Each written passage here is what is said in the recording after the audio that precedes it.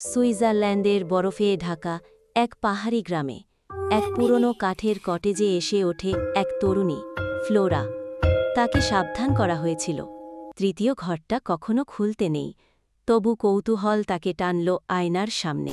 সে আয়নায় দেখে নিজের নয়, এক অন্য মুখ। 1873 সালের এলিজা, যার চোখে ছিল চাপা কান্না, আর পাশে দাঁড়ানো এক নামহীন যুবক, মার্টিন।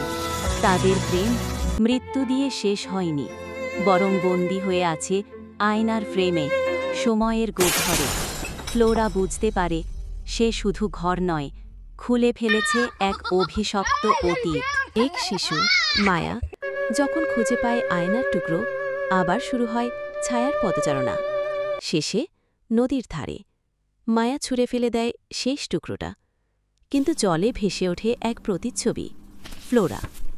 আর তার পেছনে সেই ছায়া এখনও দাঁড়িয়ে।